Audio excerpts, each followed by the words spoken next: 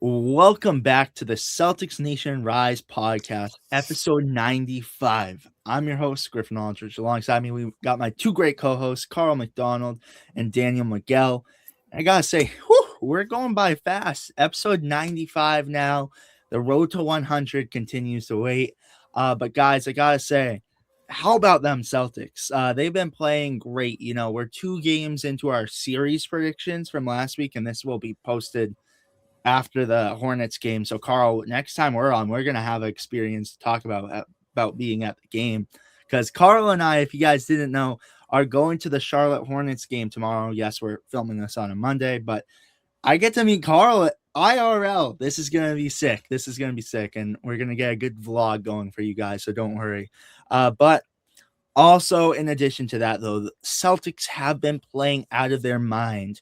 Only 4 games left of the season, and guys, it's been fun so far. The Celtics have been blowing out teams, doing well. But what are your guys' initial thoughts on the Celtics play as of recently? Again, not a whole week to recap it. Still waiting for that Knicks game, still waiting for that Hornets game. But first 2 games, you play Miami and you play the Bucks, I believe it was, right? Yeah. Hold on. Let me make sure. The Bucks, and you blow out both of those teams. Sorry, the Raptors and the Bucks. And the Celtics have been playing out of their mind. But what are your initial thoughts? We'll start off with you, Carl, and go to Daniel. What are your initial thoughts with the Celtics and how they've been playing recently to close out the season? I'd say the biggest term you can use for the Boston Celtics, especially during this stretch of the season, is hard work. We have a team here that continues to show up and show out every single night, whether it be a win or a loss. And in most cases, they have been winning, especially with the return of Jason Tatum. We're looking at Jason Tatum and his play and how a lot of individuals, again, are going to keep saying the Celtics don't need him to succeed. And this guy is not only about to average a triple double, but is a big reason why their IQ has gone up, why their rebounding is back to a stable and even greater sight. The defense is there too. And it's all of these things that have led us to winning against OKC, that has led us to winning against the Miami Heat, the Atlanta Hawks in our first matchup against them within that week. And as we all obviously talked about too, the Bucks and the Charlotte Hornets too, where Jason Tatum essentially was showing that, hey, I'm truthfully back. And this was coming after, again, him being second to Jaylen Brown for some time after him returning. And speaking of Jaylen Brown continuing to have the season that he's having, a lot of individuals being worried that with the return of Jason Tatum, you're not going to get an MVP level season from him anymore. But he's still showing up and showing out, carrying the offense, and of course playing great defense and just in general leading this team. Whether you see him as number one or number two, a lot of people may say number one. It does not matter. His impact is still the exact same compared to what he had to start off this season alone without his supporter in Jason Tatum, his co-star in Jason Tatum. This Boston Celtics team again continues to impress me, continues to give me a great experience in being a big fan of theirs. We saw it not just in those recent games, but in the most recent game against the Toronto Raptors, a game that they could have lost, but somehow found their way in, rebounding and getting better throughout that second quarter and finishing out in the fourth quarter. A team that you would expect to beat, a team that's not really good in fourth quarters, and a team that you more than likely are going to do battle against in the playoffs. So when you're looking at this team, you're seeing a hardworking unit right here, a team that is absolutely ready and poised, not just by the way that they're playing, but Jason Tatum is back.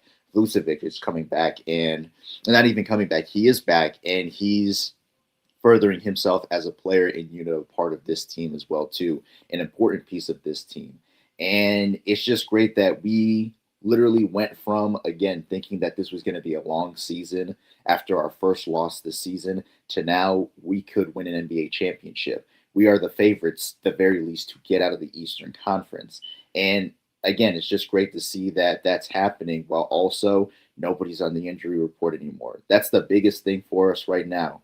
We don't have to deal with that for some time. Obviously, in the next couple of games, there's going to be individuals within the injury report only to rest some of our main guys going into the playoffs, preparing them for that. I predict that that's going to happen for the Pelicans and Orlando Magic matchup, where we, of course, have the Peyton Pritchard led Boston Celtics going at him. And again, furthering their time so that they can, get more prepared for the postseason. Other than that, though, hardworking team right here, a team that's playing like it's going to be the last time, playing with so much resiliency and playing with just a sense of urgency and looking to make some type of history. Yeah, I agree. It's been a good season, man, and there's no Celtics fan that can say otherwise. You mentioned it, Carl, from our we're gonna keep mentioning our preseason predictions as well because we were so far off as Celtics fans.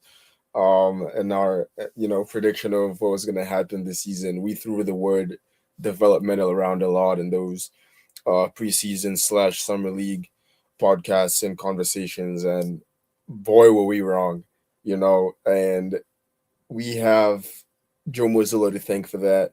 We have Jaylen Brown to thank for that. Mostly, we have Derek White, Pritchard, Sam Hauser, Garza, Ugo, Shireman. There's so many players on the team that have played a massive impact on this season, and to bring us to this level that we are, to not only be a top 5 offensive team, but also a top 5 defensive team on a season where we weren't supposed to be part of either category, high up in either category.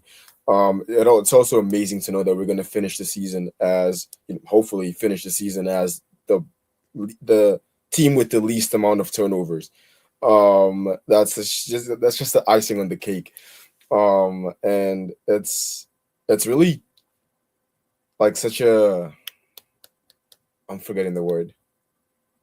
Okay, all right, we'll move on. Maybe come back to it later. But not only as a team, we've been having a great season, but also a lot of these players individually. You're seeing guys who, either weren't part of the rotation or didn't get them many minutes last season, who are established in that player rotation now, or at least getting to that point. Players like Walsh, who was, we're questioning his abilities last season. Shireman, who is another player who was on that list of players who were like iffy about, like some maybes here and there. And those are the guys that we now confide in. Those are the guys that we trusted in that second unit to kind of give us a spark and, keep the game going. Guys like Hauser, who are honestly, kind of surprising me this season. He does have his off and ons, but when he's on fire, and he hits those clutch open shots, which have been very much needed. Peyton Pritchard being Peyton Pritchard. It's amazing to see his guys not only exceed our expectations, but not only meet our expectation, but exceed them at an insane level. We go and pick up Garza, who is one of our best, one of our best players on that second unit or part of that rotation. You develop Caires into a top 5 center in the league, the most underrated center in the league, according to Carl, and myself as well. So there's a lot to be happy about as a Celtics fan this season, and honestly, it goes down as an A+ season for me. You don't get the 1 seed, doesn't matter. We're still a top team in the league, and we're definitely one of the scarier teams in the playoffs because of our depth. No, without a doubt, you guys nailed it. But I have to say, I have the Red Sox game here in the background, and I completely got thrown off guard because Carl's saying his take, and I look up and I swore I saw Derek White, and then I look and I'm like, huh, that's weird. That jersey says Hauser, that jersey says Shireman, and then I look up and it's a little blurred picture, but I see Ron Harper Jr. But I guess it's Celtics night there at the Red Sox. So shout out Red Sox. Go check out Chasing the Monster, our sister podcast. If you guys wanted to check that out with David and Lewis, but caught me off guard because I was just for a second, because I knew last night in the city they had the Sam Adams Hour beer going on in the city, but it just caught me off guard because I saw Derek White. I was like, oh, maybe Chara and Edelman and Crochet are throwing out the first pitch. No, it's Celtics night. We have all the Celtics out there, but gotta love it. That was fun to see. So if you guys have any clips, send them to us. But no, you guys nailed it though. Killer season. And Daniel, you're so right. Like when we did our predictions, I think I had the Celtics in the 6th seed. Like they just shot all of our predictions down, and they just were so dominant, and the season's not even over. And it's crazy. I was telling Carl before, this is going to be our last road ahead of the season till next year, and I guess until we do the playoff series. But just nuts to me. But with that being said, we did have some breaking news that we didn't really do a video on, but we're going to break it down for you guys right now because former Celtic Charles Bassey, who we had him on the team during Summer League, and then you fast forward, you get Charles Bassey on the team on a 10-day contract, and then you get him on another 10-day contract. He is now with the Golden State Warriors, and I could not be any more happy for Charles Bassey. I think this is a great opportunity for him. And it kind of showcased his skills, like he played out of his mind with the Boston Celtics, and Ron Harper Jr. did end up getting the contract. However, the Warriors took a piece of him, and they're like, all right, well, we had him playing for the Santa Cruz Warriors. Why not just have him play for the regular roster and sign this deal? But what are your guys' thoughts on this? We'll start off with you, Carl. Yeah, I actually noticed that Bassey was playing in last night's game against the Houston Rockets, which, by the way, I would say any late night game involving the Warriors, you're going to get a master class. That was such an amazing game up to the last second. It was an amazing incredible. game. No, I Curry 30-point game in his first game back. You just can't write a better script. LeBron, not LeBron, sorry. KD 30, I'm pretty sure. Yeah, he had a good game as well. It was just yesterday was just like everyone was just running back the clock. Curry, LeBron, Kawhi. I think Paul George as well had a good game, if I'm not mistaken. Oh yes, he did. And then Curry, like it was a crazy stat line all around yesterday. I think we're truly back in 20. And Flag. Sorry, wow, that's 5. Like he's playing out of his mind. He had a 50-piece the other night. Now 45. As a teenager, dude. Yeah, he's also the first teenager to score 40 on LeBron, which is a stat apparently. I guess now it is, but that's crazy to say. Carl, take it away though. I didn't mean to interrupt you. I just when there's a flag opportunity, I'll raise it. I'll raise the flag. The most exciting teenager LeBron's faced since Jason Tatum, by the way. I'll just say that. The most exciting rookie he's faced since Tatum. Yeah, Bassey plays in what was a very high-stakes, entertaining game. Great defensive play from him in that game, actually a crucial rebound too. Even though the Warriors couldn't get it done, this is a guy that you would definitely need, especially with the playoff push that they're looking to make. Now they have Curry back. And of course, they have the addition of Kristaps Porzingis. They have Al Horford, who they're essentially preparing for and getting ready for the postseason as well, too. And then Draymond Green and every other player part of this team. You have a Warriors team that's still fighting, still looking to do some great things. And I feel like Bassey should be a part of that process. And now that he's a part of that process because of what he's done over in Boston, it's very much deserved. This is a team that's looking for players who are going to try, who are going to work, and Bassey is definitely one of those guys. So congratulations to him. We wish him nothing but the best in Oakland. And yeah, I think he's going to do some great things there, and maybe there's a future for him in other teams too, considering the value that he currently has. Yeah, I agree. He was a player that I was more excited about him during the preseason. Or if you remember Griffin, when we were first looking to get him, when we added him to that summer league roster, I was like, this might be a guy we need. This was before Vucevic, before Garza, when we really needed a center after losing both Porzingis and Al. It would have been nice to have someone who came up under Cater, who was part of that rotation. So I was surprised when we went back for him. And obviously, if you guys go watch that video where we break down the move for him, I wasn't as ecstatic about it as I was in the summer league, but he turned out to be a much bigger piece to us than I thought he would. Obviously, he didn't get much minutes, but with the minutes he got, he contributed a lot defensively and offensively. He used those minutes well, and it's been nice to see that in his last game he has 6 points. The most points he scored for us, and he impacted that game offensively and defensively as well. So it seems like since he was at the Warriors G League team before us. It just seems like the Warriors were like, okay, we'll just keep him in the G League. But I'm guessing after they saw some of his highlights for us, they decided to take a chance on him, and it's working out well for him. So nothing but love for him, and I hope it works out for him. Yeah, and like you mentioned, Carl, last night, played 10 minutes, 5 points, 4 rebounds, assists, 2 blocks, shot 100%. I mean, this guy is NBA ready. Like you see players in the G League that just stand out amongst others, and Charles Bassey is one of those guys. He's never been meant to play in the G League. He's always had NBA player written all over him.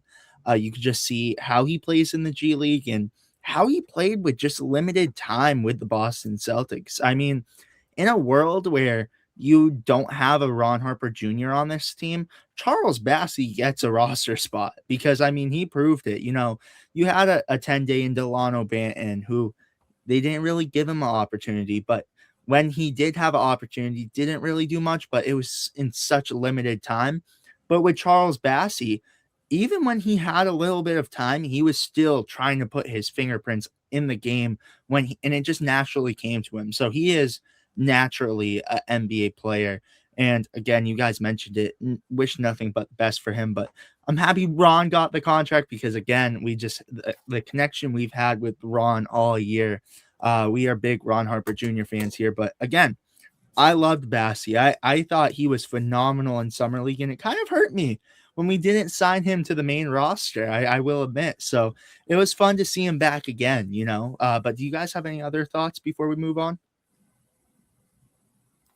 Well, again, congratulations to Charles Bassey. And, it sucks because all the guys I like rooting for are going to the Warriors. Al Horford, Charles Bassey, Kristaps Porzingis, all of them, left and right. So, but go kill it over there. And I really wish nothing but the best. And I think he has a really bright future still in this league. So, congrats to Charles Bassey. Congrats.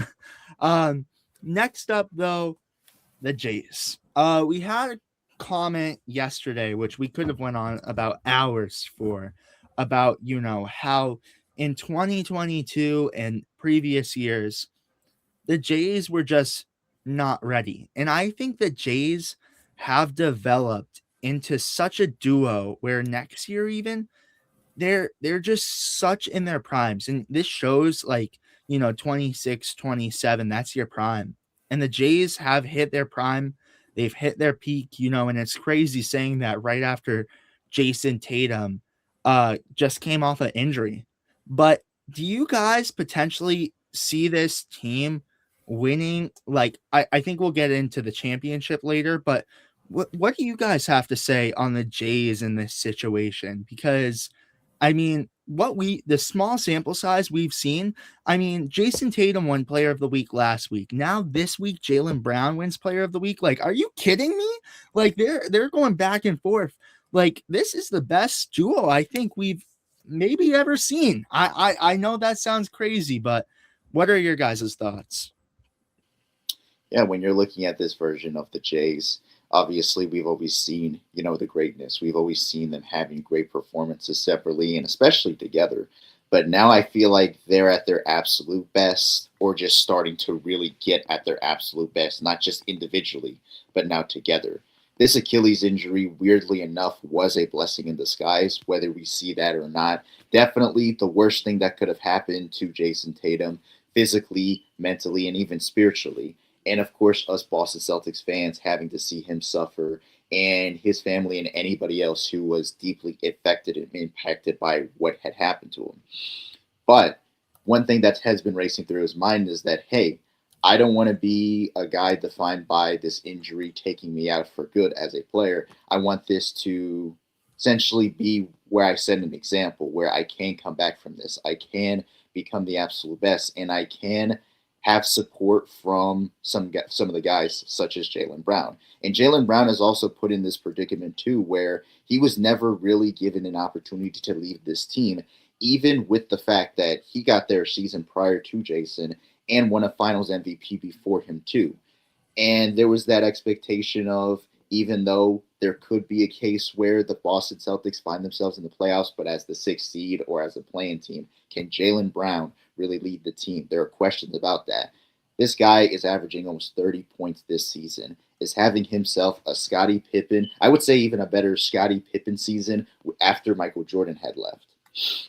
The things that this guy is accomplishing and did so without Tatum and with Tatum, still averaging all these points, still developing and becoming an even greater playmaker. Again, guarding some of the best players in the NBA, such as Kawhi Leonard. It speaks to the testament that these individuals have gone through so much together, from all the hate, all the slander, the injuries, all the bad performances, and use all that experience to make themselves even greater. I generally think that there is going to be a future in which they go down as the greatest duo in history, greater than Shaq and Kobe, greater than D Wade and LeBron, greater than Scottie Pippen and Michael Jordan, greater than Larry Bird and whoever he was mainly a duo with, either be Rob Parrish or Kevin McHale, greater than David Robinson and Tim Duncan, greater than those guys, because these guys have been playing out of their mind for the past few years, and mainly this season. I actually could see a situation where Jason Tatum is now averaging a triple-double, essentially becoming his own version of Jokic, and Jaylen Brown is leading the offense as well, too. And we could even find ourselves in an even greater situation where now we have these guys leading in an MVP race. So it's Jason Tatum and Jaylen Brown and whoever's at third, or Jaylen Brown and Jason Tatum and whoever's at third. And now it goes from who's going to win the MVP to which Jay is now going to become the MVP. That's how great these two are playing together, and it's showing at the right time, at the perfect time. And knowing them too, they know that there's big expectations for them to continue playing like this. Sure, they're having this, great historical season together, but they know it's not over. The only way is up for those guys. Like I said, it's outer space. The outer space is their limit. Whatever is beyond outer space is their limit, because of how well they're playing together, how well that they've developed separately. The Jays era is truthfully going to be something that we're going to remember and revere forever, with how, again, they've developed separately, how they've developed together, and how they didn't let adversity define them, but strengthen them. And really, speak to, through tragedy comes triumph. These guys are absolutely great. And again, I see them as a future pick for the greatest duo to ever do it, not just in basketball, but in all of sports. Yeah, and this is one of those duos where, usually with duos, you make the case where they have to win a ring first, they have to win a few rings first. It's not the case for these guys because of what they've accomplished throughout their careers. They're at the stage now where they don't need to win another chip to prove these people. They don't have to. They've played consecutively good for so many years that we've crossed the line. We've passed the line that they have to reach out. They've proved more than enough people wrong, where like they basically have nothing more to prove. Neither of them have to win another. You have to win an MVP. Neither of them have to win another chip. I think that right now where they are, they're already. I'm gonna say it's top 5 duo for now. Only time will tell. The levels that they reach. They're gonna be a better duo in the future. They're both gonna improve individually. And I really like what you said, Carl, because I never thought about it like that. But you could see a time, a year or two from now, where they're kind of going against each other, and it kind of reminds me of that All-Star game 3 years ago, where you see Jason Tatum versus Mask JB, where Tatum drops still the record, by the way, in the All-Star game, 50 points. That was absolute cinema, I've had to say so myself. So yeah, it's gonna be nice to see them, potentially in the future, battle again, but this time for the MVP, a much bigger trophy or nomination than the All-Star trophy. So it's something to think about, and it's something to dream of as a Celtics fan, especially a Celtics fan that's been blessed with having the Jays as your duo I'll say it for the past decade. I've said it time and time again. It's such a blessing, So huge shout out to, why am I forgetting his name? Brad Stevens, for not only conjuring this duo, but drafting them back-to-back years as well. How insane that is? Like, drafting Tatum and then Brown, and then Tatum the year after, and then being where they are now. That like you can't make this up. Like you can't come up with a better draft than that. Obviously the Sixers got screwed in both of those drafts with Markel Fultz and then Ben Simmons, but we have the turnaround. The other side of the pie, and it's heavenly right now, of the lemon pie, and it's heavenly right now. It's so good, and it's gonna keep being good. We're gonna keep having this duo, hopefully, for their whole careers. And they're gonna keep not only making the Celtics a better team, but they're gonna be making themselves better players season after season together.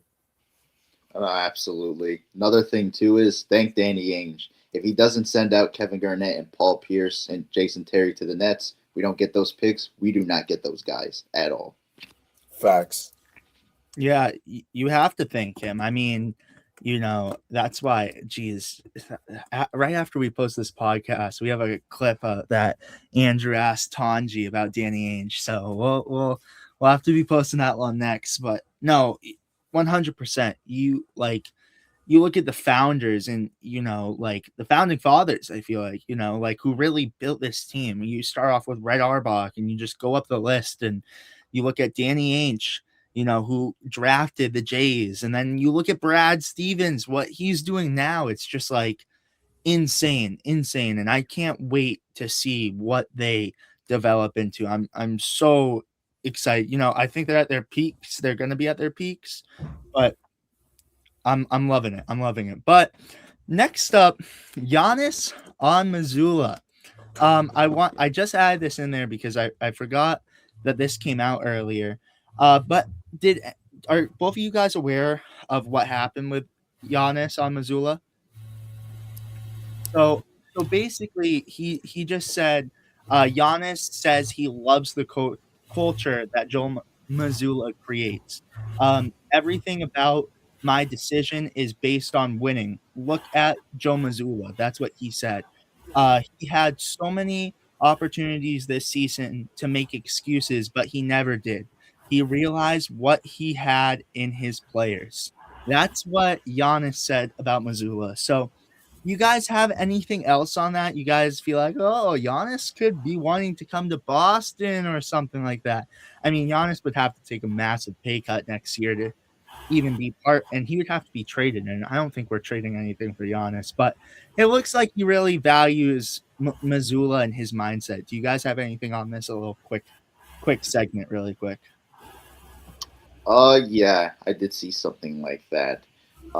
With what Giannis said about Missoula, definitely, could just be him showing respect to, Missoula and the team that he's not only assembled but brought the absolute best out of. But if this is a hint to what a lot of individuals may be thinking, no thanks. No offense to Giannis. He's a great player, for multi-time MVP, one of the only few individuals to win an MVP and DPOY in the same season, and of course a championship with Finals MVP. Great, fantastic. But we're fine over here. We don't want to sacrifice anything. We don't want to mess with the formula. If it ain't broke, do not fix it. Please, no. And I'm saying this now. This was just like that one rumor that Kyrie was coming back like 2 seasons ago. It's like, no, please, no. Like, he can go elsewhere. He can go to a competitor. I'm fine with that. But no, because that's also likely going to require us giving up AJ. So, Yeah, either Jay or some of our future picks or something, or some of our like young talent, because I know that's something that the Bucks are desperately missing. But neither of those things we're willing to give up as a Celtics fan. You already have this expansion thing where we're gonna possibly have to give up half of our guys or whatever the case may be, and you know. We just spent the past 30 minutes praising the Celtics and the team we have right now, and to bring someone like Giannis, as good as he is, as consistent of an MVP caliber player as he is, we just don't need him at all. I feel like he doesn't fit into our system that well, and he's also one of the guys who's going to need the ball constantly, and that's just we already have JT and JB as the main ball handlers. You have Pritchard and White occasionally, but we don't need Giannis on the team at all. asking me this now, asking me this 3 years ago, asking me this 5 years ago, I think it'd be the same answer. Maybe 5 years ago, maybe it'd be different, but definitely not now at all. Especially after that 2024 masterclass of a season and the postseason, we're at the right place as the Celtics, especially with Mazzulla and Brad Stevens um, at the helm, and I trust him to make the right decision on this all the time, on the right decision on everything. And I think they're both, on the right like mindset that it's not going to happen. There's no need for it to happen. There's no need to disband this team that we have now, the chemistry with all the guys, and just the system we're under right now. There's just no need for that. Yeah, I think it's just a sign of respect. I feel Yeah, like, if Giannis like had the opportunity to come to the Celtics, oh sure, I'm sure he would take that opportunity. I don't think he'd take a pay cut for that. Because it seems like, he's fine where he's at even right now. Like it seems like, they'll pay him money. Like who knows, maybe he gets traded. It wouldn't shock me if later on in Giannis's career he wanted to go to a place like Boston, but again, we're not giving up the Jays for him, and he'd have to take a massive pay cut. But it's just game signifying game. Like he loves what Joe Mazzulla's mentality is, and I think he shares the same mentality. I wouldn't compare them in the same sense though, because Giannis, you're a rival, man. But show respect to him. I show respect to Giannis. But next up on the list, Vooch is back, you guys. What do you guys think about his first performance? Played on Easter Sunday. Again, happy late Easter, everyone, against the Toronto Raptors. And did he have an underwhelming performance? What are your guys' thoughts? Because I think he was kind of on a minutes restriction and just ramping up till playoffs come back. I think, you see these next 4 games are going to be just kind of rehab games for him to get his feet warmed back up till playoffs. Again, here are the stats. In 13 minutes, had 4 points, 4 rebounds, assist, and shot 40%. What were your thoughts on Vucci Main, Viva Vendetta, or Diet Porzingis? You guys choose the nickname, but what were your thoughts? Yeah, looking at his performance, coming off of that injury, I don't think it was like the worst thing that ever happened. Definitely not the best thing, but he's just coming off an injury that had happened just about a month ago, and there's still definitely a long ways to go, especially with him, not only coming back, but he is a little bit older or a lot older, than the rest of the team. And also, he's having to do a lot in such a short time because we are now, going up to the postseason. Um, Definitely not something to, harp on a lot too much. If in these last few games he isn't performing, or increasing his performance and just showing that he could be valuable, then yes, there could be a concern there. But again, I don't think it's something to be entirely worried about, as we still have Nemius Queta and Garza, and just in general, we also have Jason Tatum back there too, with the rebounding and another, bigger player on this team. Definitely a situation to monitor, but, at the same time, not something that we should harp on too much. yeah, not too much about it. Like it was one of those like where it wasn't hot or cold. Like it was just an okay first game, and I'm honestly okay if he has this kind of performance for the rest of the season. I don't. I, I'm not looking for much more than that from him, honestly, for now until he's 100%. But it kind of seems like now at this point he's still kind of getting to that 100%. He's not there yet. So if it takes him the rest of the season to do that, then so be it.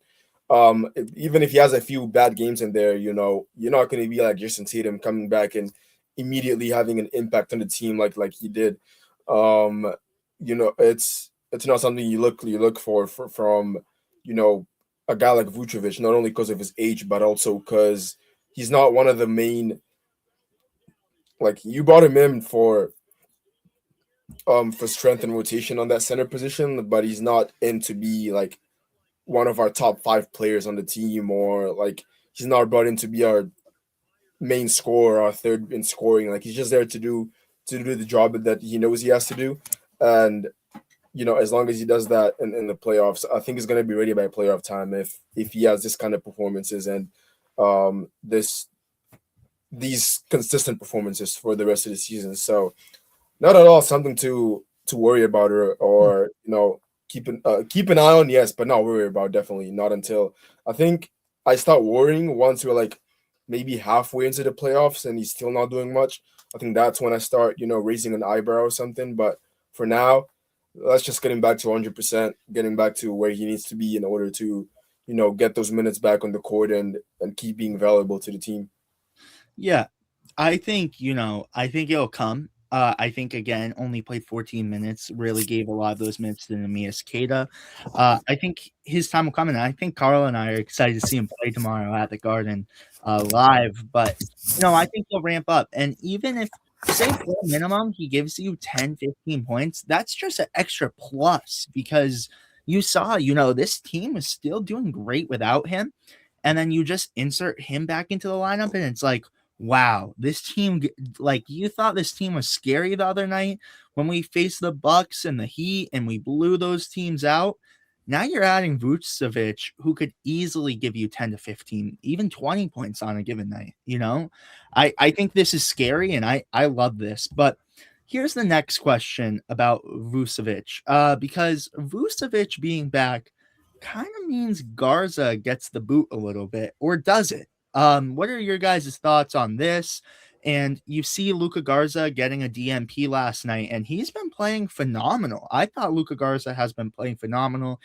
Do you guys see a world where they kind of give Garza the boot, or do you see kind of the Celtics still leaning to Garza where they need some, scoring? Because again, Luka Garza is also a 3-and-D type guy too. He could kick a three. He could do a three if he needs to. Three. What's the word that David always used to for centers? What's the word? It's not 3-and-D guy. What is it, Carl? Stretch. Stretch big.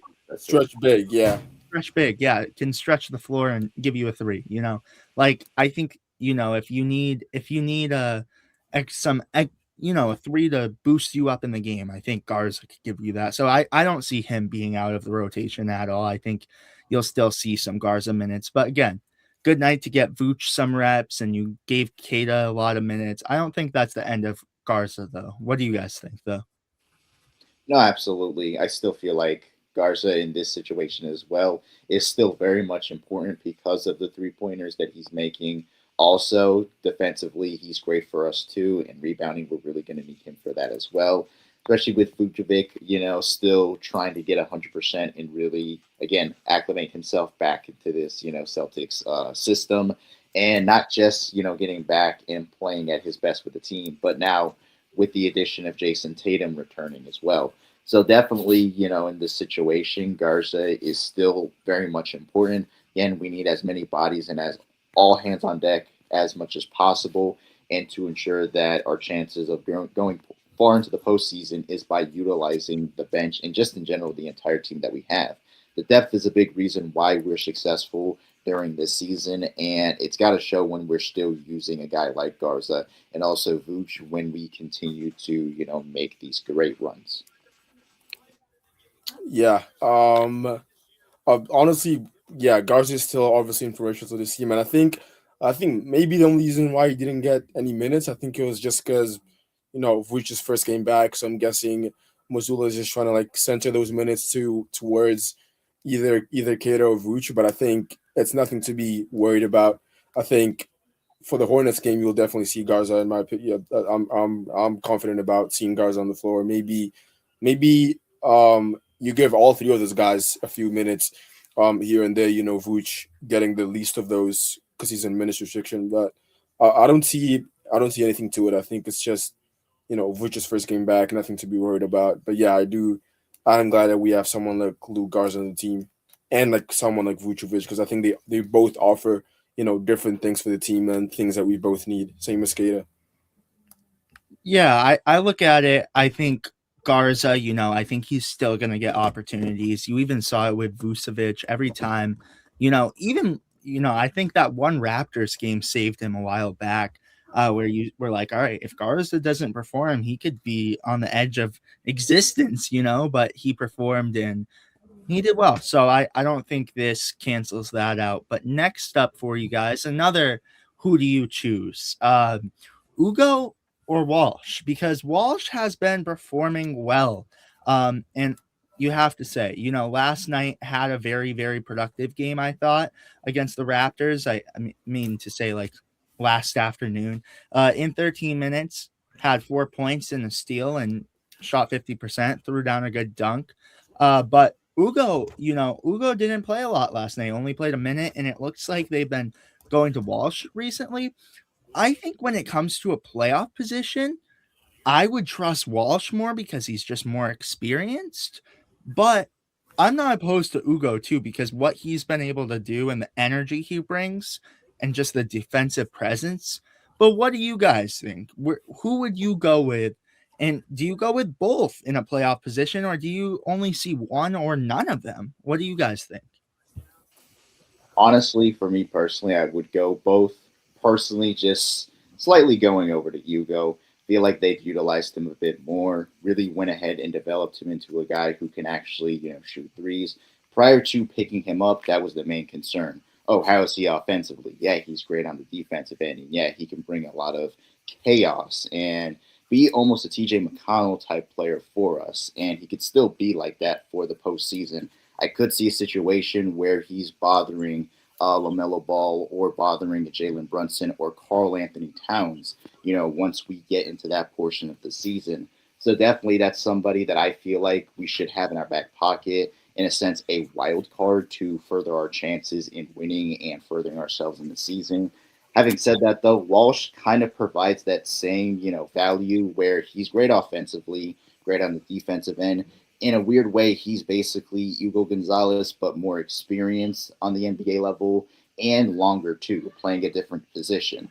Obviously, the main reason why Walsh has been getting more minutes throughout the season is because Jason Tatum hasn't been playing as much. And I feel like we're going to see a little bit more of Walsh throughout this, postseason, simply because Jason Tatum will still be playing a lot of crucial and big minutes during the postseason. But, there are going to be times where he may need to rest from fatigue or just ensuring that he's doing a-okay with the reconditioning from the injury that he had. So, obviously, you would want to go with both guys. They're very much valuable, very much the same player, but in different positions and different sizes. But again, this is maybe me being a little bit biased, glazing. I love Hugo Gonzalez. This is somebody that I really want to ensure that is there when we're really, going ahead and trying to get the advantage or keep an advantage over a team in a playoff situation. Yeah. I think, especially in the playoffs, I'm taking Walsh personally. I do think Ugo's a good player, but I think Walsh gives you more offensively than Ugo. I think Ugo is kind of still developing on that front, especially his threes and honestly his offensive bag in general. So that's obviously understandable considering the fact that it's his first season. But I think Walsh not only gives you more experience, but also gives you more offensively, I feel like, and also he gives the same or maybe even more of a defensive presence than Ugo. So I think, and yeah, like you said, Griffin, the fact that he's taller as well, I think he's more of a similar um profile to Tatum in that sense, especially like you said, Carl, when Tatum's sitting or when Tatum's has to rest. But I think even without mentioning Tatum, I think I would just take Walsh in general, just because not only does he have more experience, he's also just taller and offers the same defensive abilities and the same hustle, but just in my opinion contributes a little more offensively than Ugo. But both really good players that I'm glad we have in our franchise, and they're both still growing and evolving. And I'm excited to see what they both, you know, especially I think this next offseason is going to be huge for both of them. I think, especially Walsh, because, after getting that, um, what am I trying to say? Oh, Yeah. okay. Never mind. Never mind. Go ahead. No, no, no. I completely agree. I think, you know, I'm more under the impression though that they're not going to use both of them as much in the playoffs. Um, I'm just looking at the roster as a whole. I feel like, if you need a spark, and if I'm Joe Mazzulla, I'm inserting them into the lineup when needed. Like if I'm down in a game, I'm going to these two guys for energy and hustle, and I'm even going for Ron Harper Jr., who could give me a three in the corner, a corner three to give us a little bit of energy. But I think this is what the rotation kind of looks like when you come to playoffs. This is really what it looks like. I think you have Tatum, Kada, Brown, Pritchard, White, Hauser, and Baylor. I think it's really and then Luka Garza and Vucevic. I think it's those 9 guys. And I think it's those 8 guys because I don't think they're really going to go to Garza as much. However, I feel like, you got to utilize those guys. You got to utilize a Ugo in there when you need defense. Like I think Ugo's a guy that you could totally hand the ball to, but you could also throw Walsh in there for a defensive presence as well. I think both of them really coexist together and can really give you some much needed energy coming off the bench. And that's why I'm even like, I look at a Ron Harper Jr. and I'm like, he could be a little spark too. There's so many guys in there. Who do I think is not playoff ready though? And I think we come into this. I think Shulga's not playoff ready. I don't think Tanji's quite playoff ready, hasn't had enough experience. And I just don't think Amari's playoff ready. I love Amari, but he just hasn't, prove me wrong, because maybe he is, because he went into that Brooklyn game, had a huge clutch play, got that block down the stretch. Maybe he is playoff ready, but I personally look at the other people on our roster and I'm like, all right, I'm more comfortable with them. And, I think next year Amari could be a great playoff addition, but this year I see those minutes going to Vucevic. Do you guys have any guys highlighted that you're like kind of not ready to be competitive in the playoffs who you wouldn't kind of put in there? You pretty much addressed that. Yeah, Shoga, Tanji, and Williams. I would love for them to use Williams in some way, shape, or form just because of what he did for us in Brooklyn. And he's been showing a lot of promise with the main Celtics. But yeah, we definitely need, more reps from him. And that's something that the coaching staff has to be able to, do. Like, that's really on them too, because I'm sure he's willing to, play more. And same with Shoga and Tanji. And I feel like we'll see more of that throughout these final games, mainly in the last 2 games against the Pelicans and the Magic. Yeah, I think it's like those are the 3 guys obviously that need more experience and need more time on the team to be able to tell a story there. But I do think, like you said, Carl, Amari's kind of at the top of that list when you think about those 3 guys, just because not only have we used them more, but he's also proved more than all these other 3 guys. But I think, yeah, I think I honestly like for Amari to get a few minutes here and there, maybe like keep it under 5, I guess. Under 5 minutes in some of these playoff games, maybe you want in one of them where we're blowing out a team in order to, honestly, we haven't seen much of these bench guys. I feel like even in blowout wins, you just notice the past 2 games, the Raptors and the Bucks, we beat both of them by a lot, but you still don't see players like Amari, Tanji, or even Ron Harper get more minutes than they did. But I think in the playoffs, it's definitely, I feel like definitely should be the case, just because you want to emphasize rest on your starters and on your main bench guys. So I kind of just feel like, especially Amari, I feel like he should be part of that rotation with Vooch coming back. Luka and Garza having played the whole game almost, and then like you have 5 minutes left in that game and you're up 30 or whatever. I'll say throw him in, just to give him kind of that experience. But the other 2 guys, Tanji and Max Shelga, not ready to see them in the playoffs yet. I think, like I said, this offseason, the next summer league, and then next season as well are going to be huge for a lot of these guys in their career. Yeah, and I'm excited to see them when you look at like Carl alluded to, the last 2 games or 3 or 4 even. Like with the Hornets game, we might be seeing an Amari and Ron show, which I wouldn't be mad about that. I wouldn't be mad about it. Definitely. I'm hoping so as well. Oh, that'd be fun. I know, because we've been seeing them in Maine so much, Carl. You haven't seen them at all. This is a bad. Oh my gosh, this is crazy, man. Well, moving into our newest segment, Carl's Lemons. And I didn't tell Carl we were gonna do this, but we're gonna kind of go off the spot. The Celtics already played 2 games, and again, maybe next week we'll do all of them, and it will change. I think we'll talk more about what Carl's Lemons really is and how we could utilize this. But for now, I want to go the most underrated player in each of the last two games.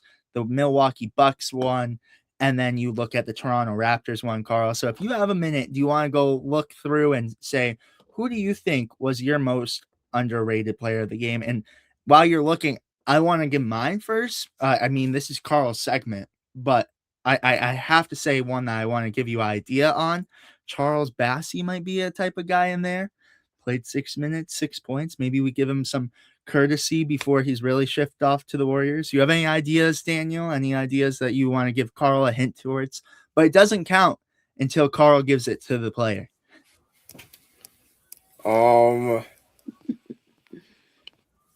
Nothing's springing off my head right now, but I think those ones that you said are really good ideas to kind of like start it off and get it going. Carl, you have any idea for the Milwaukee Bucks game yet? Yeah, for the Bucks game, I feel like there's a couple of answers there, but of course, mainly one here. Couple of answers, one of them being Sam Hauser. Felt like he played really well, and this has been something that has been showing throughout these last few games. 13 points, 6 rebounds, 83% in shooting.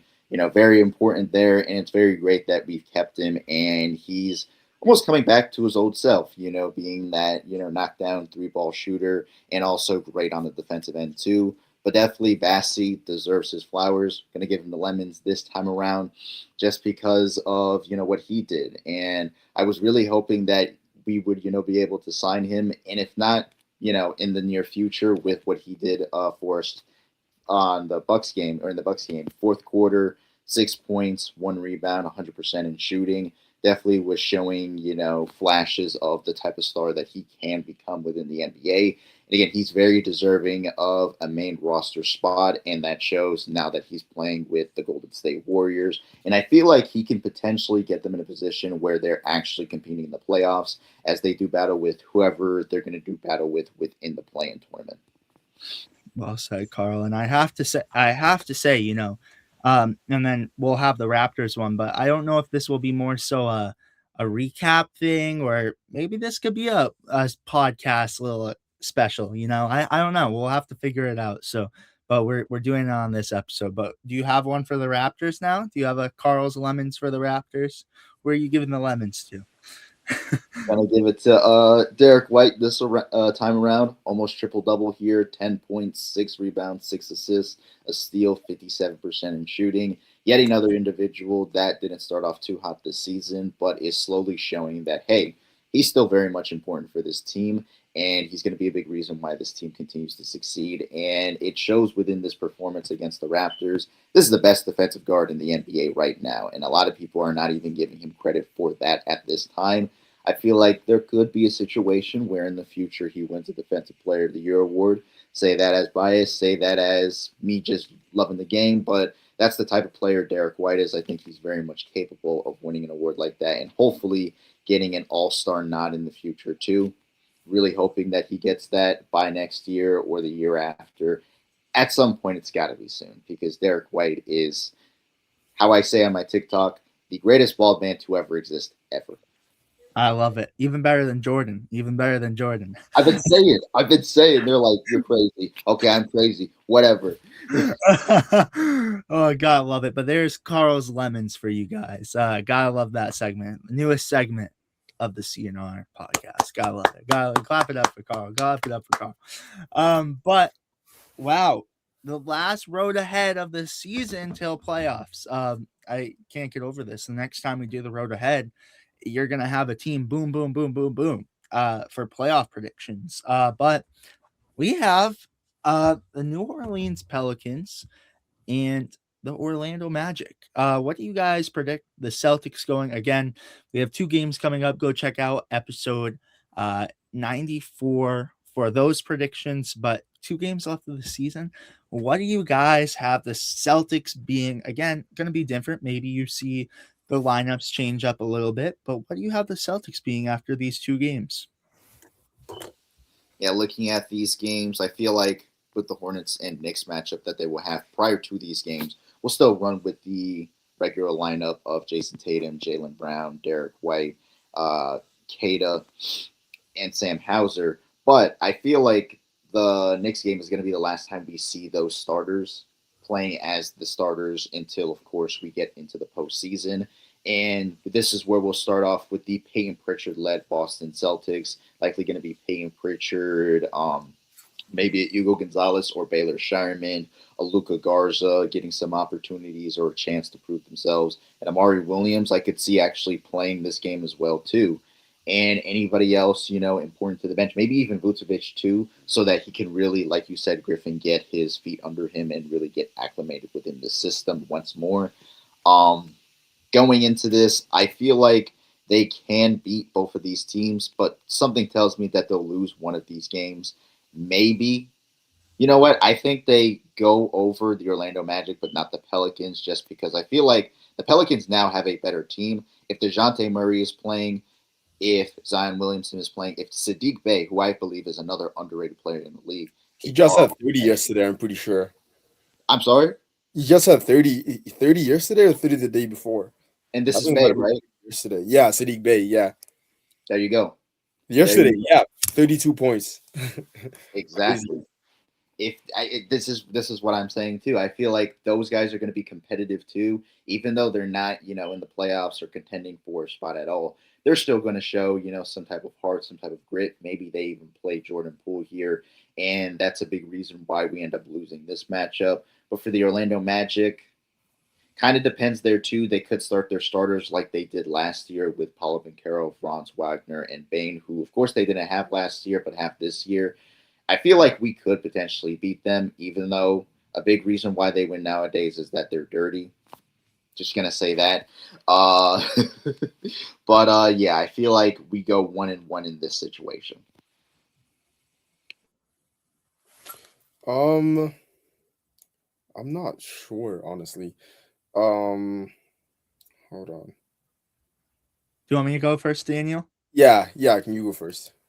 I really hope you go 2-0. Give us some brightness because I'm gonna go 1-1 too. And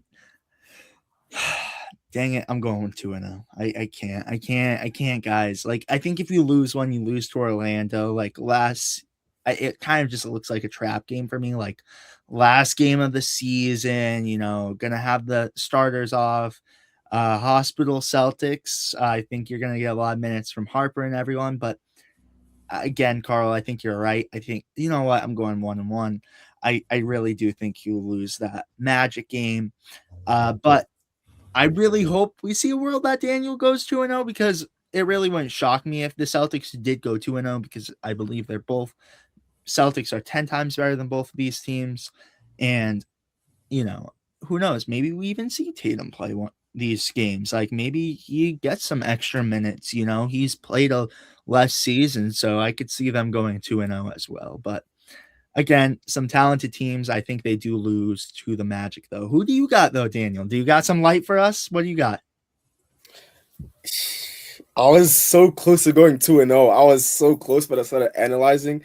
And we played the Knicks the day before the Pelicans. And I just feel like we play all our starters that game. Tatum plays, goes off. We end up winning them. We're winning that easy game. Well, it's not going to be easy, but we definitely beat the Knicks. I'm not scared about that. I'm not scared about the game. We beat them, but I do think the day right after playing the Pelicans, I think most of those guys sit. It's not only resting for the playoffs, but resting after that.